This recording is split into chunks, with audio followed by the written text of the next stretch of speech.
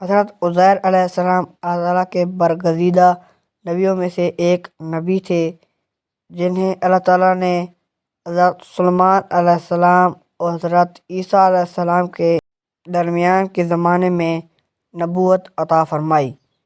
بخت نصر بادشاہ نے اپنے دور بادشاہت میں بیت المقدس پر حملہ کر دیا اور اس میں کچھ رہنے والے باشندوں کو قتل کر دیا اور بنی اسرائیل کے کچھ افراد کو ساتھ لے گیا، جس میں حضرت عزیر علیہ السلام بھی شامل تھے۔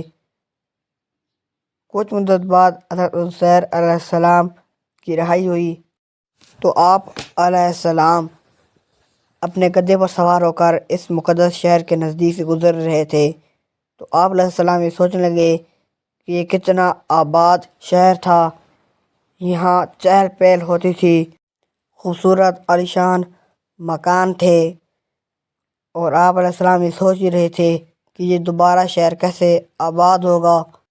تو آپ علیہ السلام کی آنکھیں وہیں پر بند ہو گئی اور آپ علیہ السلام وہیں پر فوت ہو گئے۔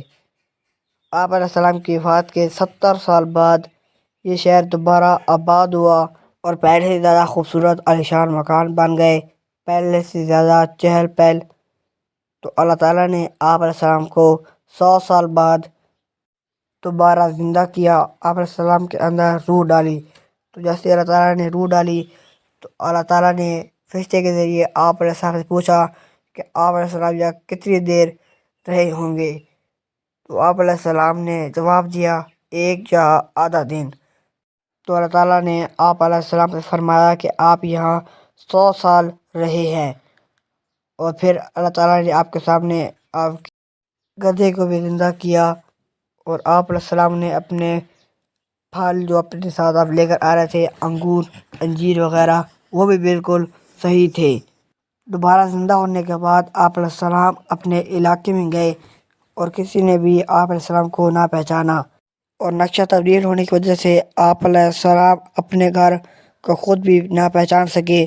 آخرکار ایک گھر کے سامنے سے آپ گزر رہے تھے، وہاں ایک نابینا عورت بیٹھی تھی جس کی عمر 120 سال تھی، اور وہی آپ علیہ السلام کی لونڈی تھی۔ آپ علیہ السلام اسے دیکھ کر پہچان گئے، تو آپ علیہ السلام نے اس عورت سے پوچھا کیا یہ عزیر کا گھر ہے؟ تو وہ عورت کی سن کر رو پڑی اور کہنے لگی مدتیں گزر گئی، عزیر کا نام نہ سنا، یہاں کے لوگ تو اسے بھول گئے ہیں۔ تو حضرت عزیر علیہ السلام کہنے لگے کہ میں ہی عزیر ہوں۔ تو اس عورت نے کہا کہ عزیر علیہ السلام تو وہ تھے جو بھی وہ دعا کرتے تھے تو وہ اللہ تعالیٰ قبول فرماتا تھا، اگر آپ عزیر ہیں تو میرے لیے دعا کریں کہ میری بینائی واپس آ جائے۔ تو پھر حضرت عزیر علیہ السلام نے دعا فرمائی تو اس عورت کی بینائی واپس آ گئی۔